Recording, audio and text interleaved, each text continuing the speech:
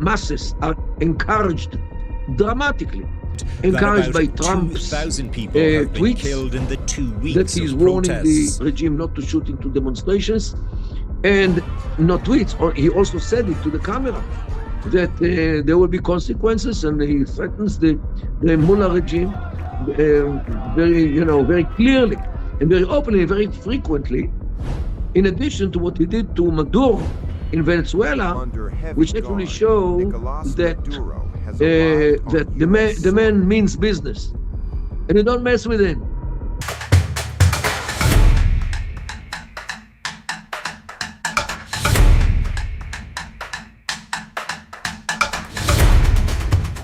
Welcome to the podcast. My name is Rabbi Daniel Schonbuch, here with my co-host, attorney Lori Fein. And joining us now is Dr. Mordechai Kedar. He's one of Israel's leading Middle East experts and a senior lecturer in Arabic and Islamic studies at Bar-Ilan University. He's a former IDF military intelligence officer specializing in Syria and Arab affairs. He's also recognized for his deep understanding of Arab political culture, Islamic movements, and the internal dynamics of regimes such as Iran. Welcome to the show. Pleasure to be here, Rabbi Daniel. Nice to see you again. Now, we recently met about a month or so ago, and I have to tell you, so much has actually changed within the month. It seems like time is speeding up in the Middle East. But I want to first talk to you about what's happening in Iran currently right now. Everybody knows about the demonstrations we're watching on television that are happening on the streets of Tehran. But I did a little research, and I noticed that every 2 years or so, there's a demonstration, or there's a type of unsettling in Iran. And the question is, we have Passover coming up soon in a few months, is Manishtana, why is this different from your perspective, or is it different from other uprisings in Iran? Well, if you mention the former uprisings, what we see during the years is, first of all, the intervals between one and the next one are actually shortening. And the violence from both sides in these rounds actually is in an increase. You can, compare it to a childbirth. When the lady is in the 9th month and she has the contractions every two hours, and they are, weak contractions, so she can still be at home, but she should start packing. And when the contractions are every hour, they are stronger, so she should be already on the way to the labor. When it's every half an hour, they are even more powerful. She should be already in the labor room. When it's every 10 minutes, she should be with all the crew around her, and the contractions are much harder. And when it's contractions every 5 minutes, which is very hard, one of them will actually be the last one with the child out. Okay, and this is what I mean. The time difference between around and around is shortening in Iran, and the power, number of casualties, and all these things, each every is an increase. Today we are talking about something which is already 16 days. Already 16 days means 2 weeks and 2 days, and the death toll is estimated by 5,000 at least. Number of people arrested is thousands, and many of them will not see the light anymore because they will be executed, and that's what I mean by violence from both sides. You can see. I saw just now an estimate of 350 mosques were torched and burned to the ground. And this is actually what expresses the people's hatred to the mullahs who represent religion. And this is actually what happens in Iran for many years already, since the mullah regime took power in 1979, that people distance themselves from religion because they are sick and tired from being oppressed to all kinds of religious things like wearing the hijab. And actually what you see today in Iran, in the streets of the cities, ladies are walking around without any hair veil, not a little bit exposed, nothing on their head. And this actually expresses their rebellion against the rule. And they feel comfortable with this, and they feel safe because these days the regime has much worse concerns rather than the schmate on the head of some ladies. So this is what happens. The masses are encouraged dramatically, encouraged by Trump's tweets that he's warning the regime not to shoot into demonstrations, and not tweets, he also said it to the camera that there will be consequences, and he threatens the mullah regime very clearly and very openly, and very frequently. In addition to what he did to Maduro in Venezuela, which actually show that the man means business, and you don't mess with him because he will take you. There was a clip, a lady in Iran is shouting to the camera, "We have thousands of Maduros in Iran. Come take them. Take them all." Okay, to that degree, people are sick and tired from the regime. All the sectors today are out in the streets. Means the bazaar, the students, ladies, and many others, because the inflation, means the deterioration of the local currency, affects everybody. Affects people in the street, affects the bazaar, means the marketplace. It affects the students, affects everybody. So everybody is sharing today. They're willing to get rid of this failures regime. Add to this, what today is unique is the image of Reza Shah, the son of the former Shah, who is in the United States of America, who actually started to talk to the people, something which he refrained from during all the last rounds. Today, every day, he produces a clip or two or three in order to encourage the people to run to the streets and to topple the regime. Yet the people in Iran cannot watch, in general, they cannot watch these clips because the internet is shut down in Iran.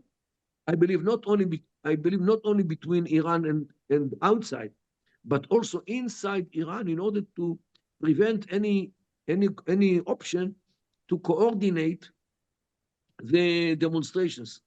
So they shut down the internet both inside and outside of Iran, and the people, means the security people, the Basij, the Pasdaran, means the Revolutionary Guard, have the permission to shoot and to kill with no restriction almost. And this actually what brought the death toll to such tremendous numbers of thousands.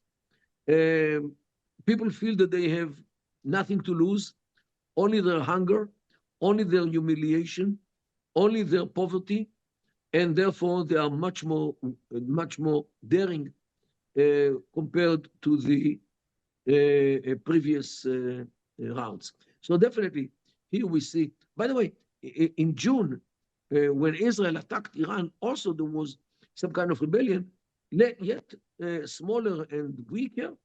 But now we are seeing that between round of violence and another one, we still only half a year. In the 2000s, it was every couple of years. So now you see how the time interval between round and round becomes shorter and shorter. Do you expect that this might be the one? I mean, given what happened with Maduro and given people's understanding of Trump's intentions and his commitment to the freedom in Iran, do you expect that this will just continue straight until the regime is toppled? I don't know. Just like the midwife in the labor room, the last contraction, which actually brought the child out, was the last, but you know it only when he is out. Okay? So this is the. I wish I'd had you when I was having my kids. You could have helped me out. Look, I was present in my kids' birth. So I am more or less, not personally, but I was there to see what happens.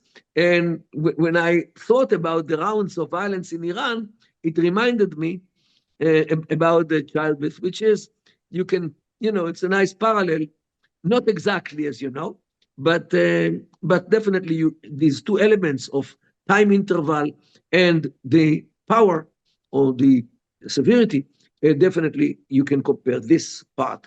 So you know that it's finished only when it's finished. The regime is not going to give up.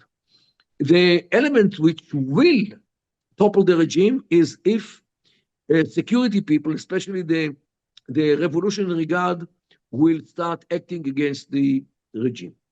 Means somebody, let's say some general from the Revolutionary Guard, will understand that Khamenei cannot anymore lead the country. He will catch, take over the TV station and the radio station, and will say, okay, now everybody go aside. I'll run the country, and we'll see what can be done. People will give him the chance. The world will give him the chance. Trump apparently also, and he will say, okay, let's do a reshuffling of the cards on the table. So this might happen in order to spare life, in order to spare the agony of a bloody revolution.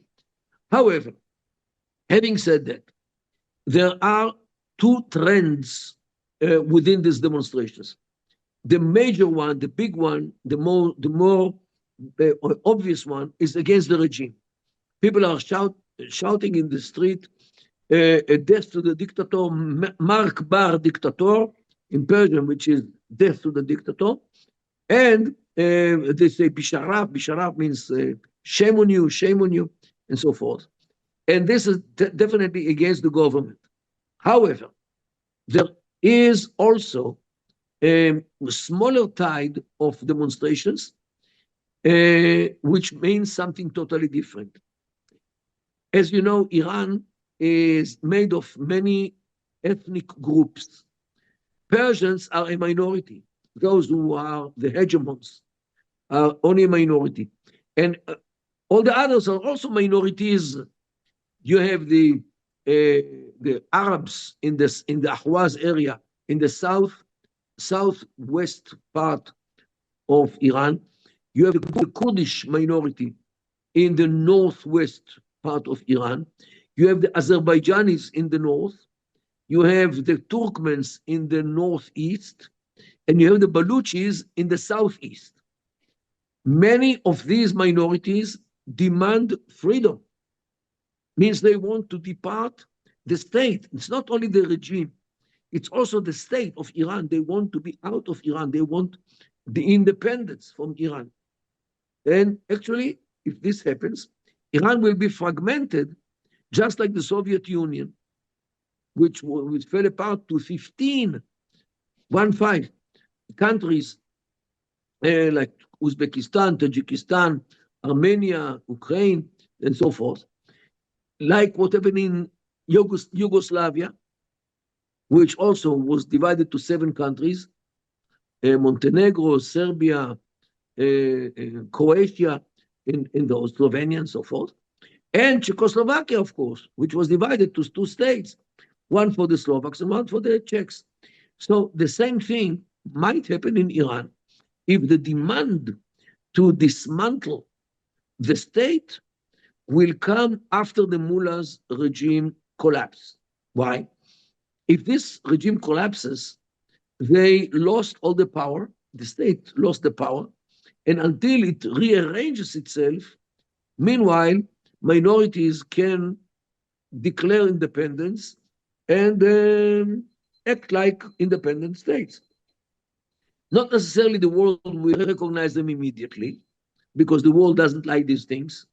The world is based on stability rather than frequent divisions of states. And any territorial change in any country should be on maps and should be approved upon by the Security Council of the United Nations. So as long as those new states which will emerge on the ruins of Iran until they get their act together and they decide together to recognize each other and they go to the United Nations Security Council to get its approval on it. Until then, they might be very, very well fighting each other because the 100 million people which of Iran, they were not educated to be democratic. Means to accept the other, to accept the rule of law, to accept the freedom of religion, freedom from religion, women's rights, and all these things which are actually describing what democracy is. People in Iran are not there yet. I'm not saying that they will never be, but at this phase of history, they are not in a situation to accept a state which does not reflect their culture, means tribal state. Therefore, really the future of Iran is a bit vague. It will be between replacing the regime by another one, maybe the Shah, but keeping the country as it is. And on the other side, the state is actually dismembered or dismantled or fragmented, and every group or every area which will be hopefully populated by one group will declare independence, and later they can, from my point of view, they can be a federation as long as they agree to be a federation. But and by the way, this is one of the proposals to make life better in Iran, to divide it to states like the United States of America, New York, New Jersey, and so forth. And the state will remain only as an umbrella above them with limited power. After all, they will have power or given to the districts or the states as it is in the United States of America. So this is one of the ideas. I have no idea how much it is popular in Iran, yet it doesn't work up so far. And every idea to what might happen in Iran can be right, can be wrong, because we still don't know how the transition of power from the mullah regime to other who will take over the place, how this smooth this process will be of bringing the regime, bringing the government from one elite to another one. Well, I would say as follows, that even if it doesn't fall now, it sounds like it eventually will fall, is what you're saying. There's a cultural shift happening in the country, and this Chevlei Mashiach, the birth pangs of the Messianic era, seem to be occurring because they're happening more quickly at a time right now. But let me ask you another question. What do you feel is a danger to Israel immediately? I've been reading in the news a few minutes ago that they're worried about an imminent attack. Are you also worried about the same type of attack taking place in Israel? Look, today I got an SMS from somebody which is named Zammit, Z-A-M-M-I-T. It says, and I read, the midnight sky will shine. Comets that are not stars, meteors that are not meteors, and suddenly terrifying sounds.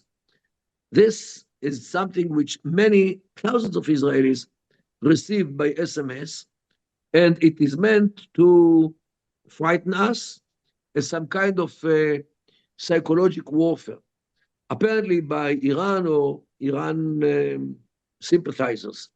Apparently they got my phone number from somebody who they bursted into his phone and they copied all his or her address list. So this is why they send it. I read it, I laugh. Look, not that I don't think that we should, go to sleep thinking that nothing will happen. But midnight here will be in 40 minutes, and who knows? But we are used to this. We'll sit in the in the shelter of the building or in the shelter room, which in the new buildings there are, and we'll wait for the best. And this we are here. We don't go anywhere, and let the Iranians do whatever they think. Meanwhile, between us and them, they are in much bigger problem than we are. Yeah, In your 100%. view, what you've mentioned a bunch of different options on how this could go, whether it becomes a new state headed by either the Shah's son or by another leader, perhaps to emerge. It could be multiple states based on their ethnic groups, or it could be a federation. What would you say you view as in the United States' strategic interest? Which arrangement do you think is most stable and most Western friendly? Most stable will be establishing states. An Arab state was a Kurdish one, Turkmen one, Azerbaijani one, and Baluchi one, and more for the smaller minorities. And this is feasible. This can be just like what happened with the Soviet Union. They have 15 states, normal states, modern states.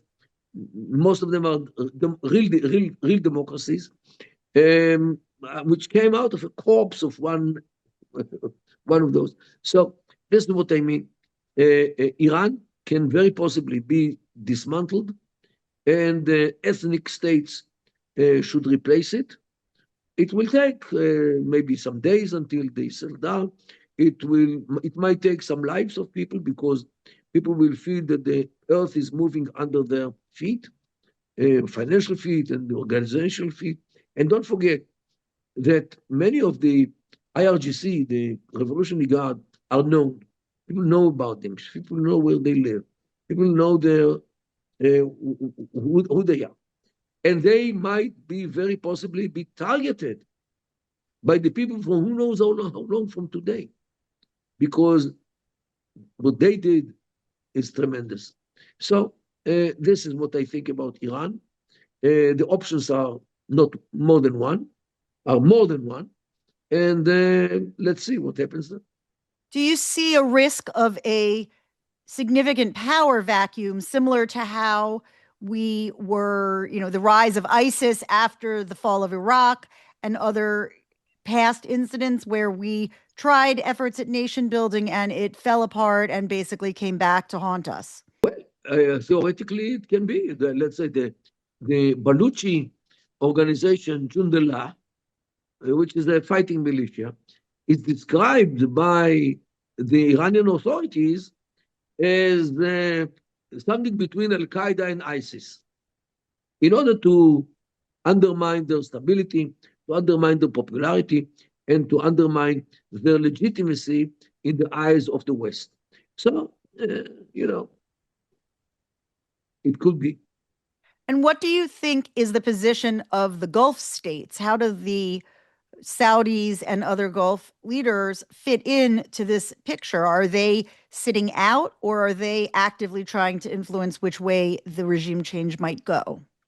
The Gulf countries, I talk about Kuwait, Bahrain, Qatar, the United Arab Emirates, Oman, and Saudi Arabia, which is next to the Gulf as well. All of them are shaking and shivering out of fear from the Iranians. Because if the Iranians are being hit, like tonight, they might retaliate by shooting missiles or launching missiles against Israel. After all, Israel is against all the problems in the Arab world, as they keep saying. Okay? So this is what I mean. The Iranians, when they feel that they are lost, means they have lost the battle or lost the war, they might launch big quantity of missiles against Israel, against others as well, in order to show that we did not surrender, we did not give up, we will continue with the jihad until the end of time, and you can look whatever you like. This is more or less the message which they send, which they want to send, and let's hope that the West, embodied by America in this case, will stand to its right and to the rights of the Iranians, because people in Iran, most of them are good people, really good people, but they are governed by a government of thugs, or gang of thugs which took Iran over, and it's time to kick them out, kick them away.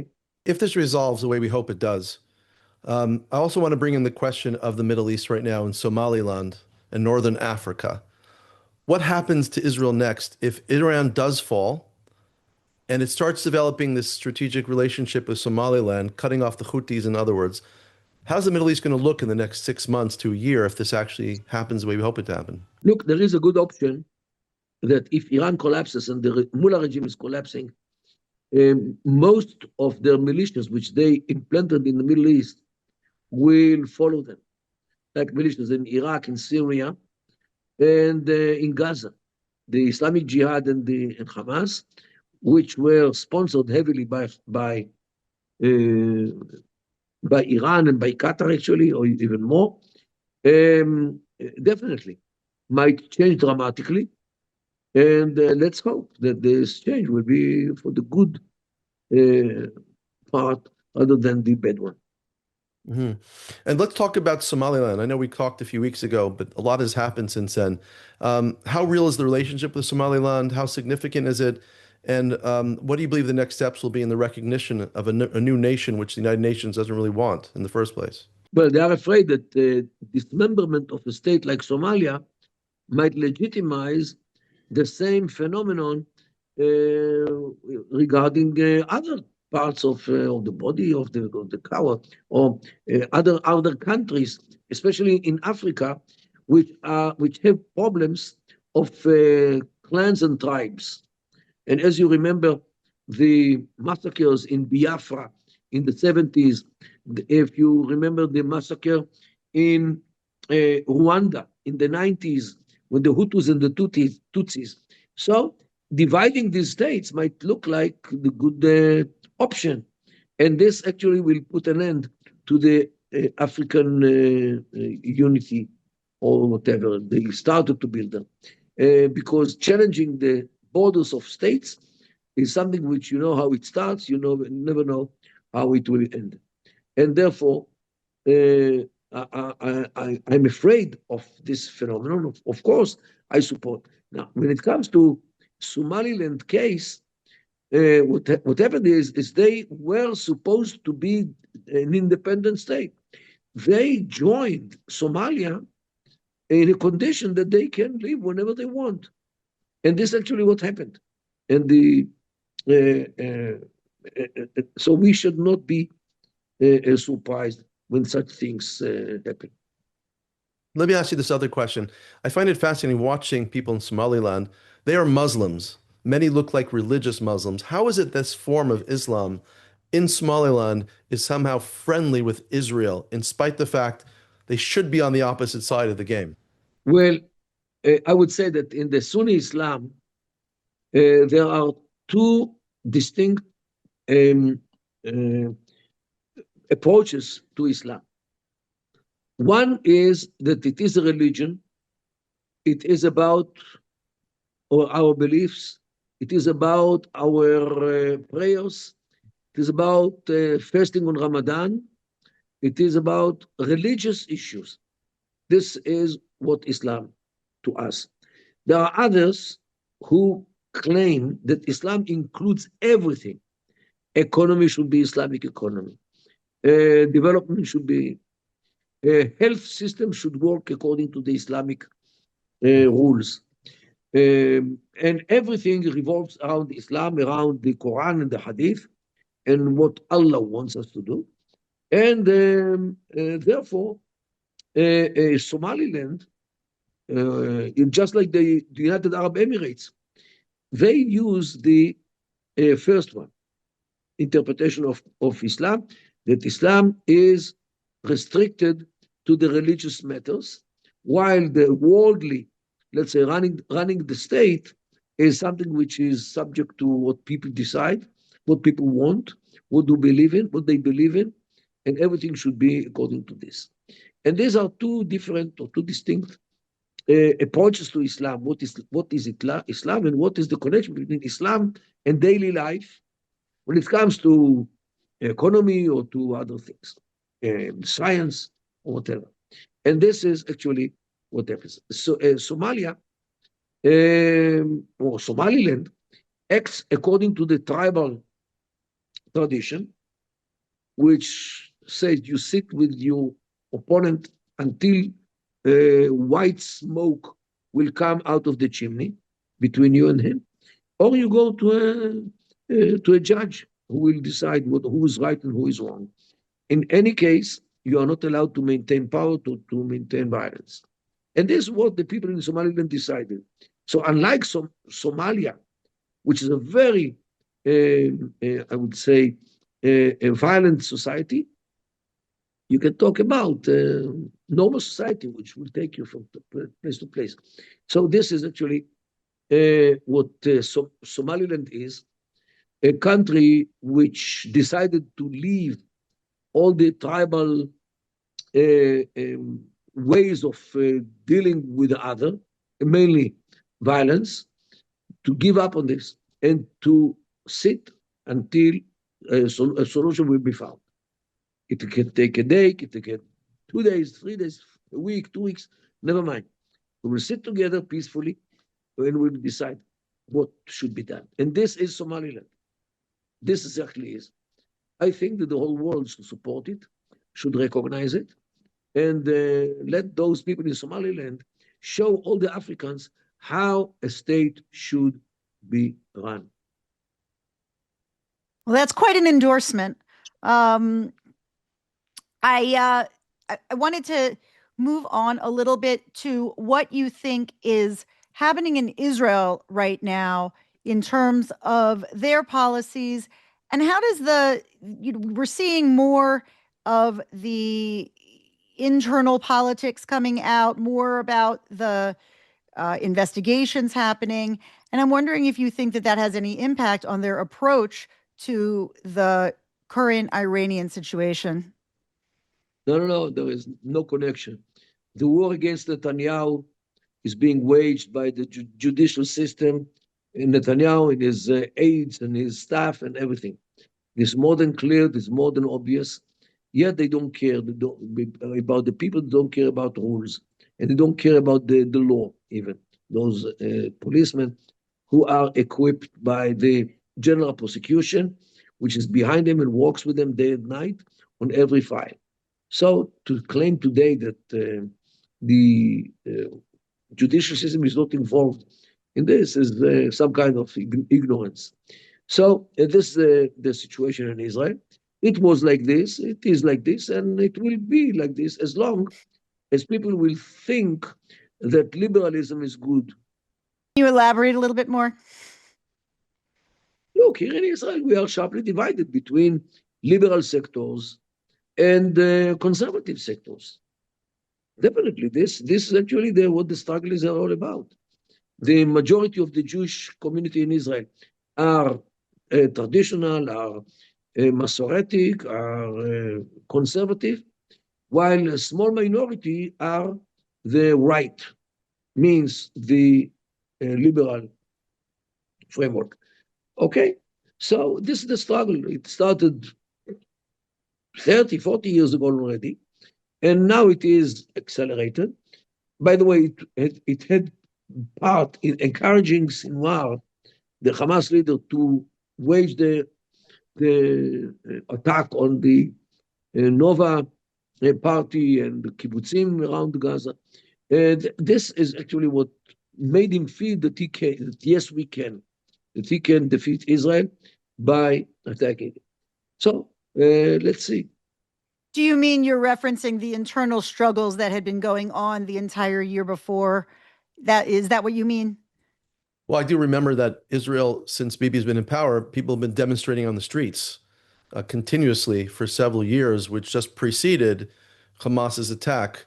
And I think Hamas obviously is watching very carefully to see what Israel does, and its internal politics do influence how it responds to Israel as well. But let me ask you the question, final question also, where are we holding now with these negotiations with Hamas, with the 20-point peace plan with Trump. Where do you think that's leading to right now? Well, Israel doesn't want to proceed to the next phases as long as the body of Ran Guili is still kept by Hamas. Apparently, they know where he is buried, and they should give him. Otherwise, I don't know what will happen, because Trump might also already begin something against Iran, which will change everything dramatically if this really happens. Is it possible that when Bibi, how would you know this? I'm not sure unless you work for the Mossad, but how is it possible that when Bibi was in Florida just 2 weeks ago or so, these are the important things they were actually discussing, the fall of Iran and what was happening in Venezuela at the same time? I have no idea. I wasn't there, and I was not the mosquito on the wall, and I didn't get any recording of something special which came out of that. Apparently, they are discussing whatever concerns both of them, like the status of Egypt, all these things, which or whatever, especially what goes on in Iran. Both are very interested in what happens there, because they both want to see the Iranian regime collapses, not because of Israel and the United States, because of its own citizens, who are sick and tired to hear the corruptness of these people who reign the country. Well, I think a lot of our listeners are very inspired by the demonstrators in Iran. There's been so much about the women who are out in the streets demonstrating, and the possibility of a Western-friendly and regime that has freedom for the Iranian people. So I think that we will continue to pray for that result. And we really appreciate you coming on to help explain the situation to us. Thank you so much for having me, Lori, and waiting for the next time. All right. I'm sure there'll be a next time, because things are changing so rapidly in the Middle East. We'll probably have you back in the next month or so. Thank you. We're seeing freedom all over the world breaking out. So hopefully that will be a trend that continues. Thank you so much. Thank you so much. Have a good evening. Good evening.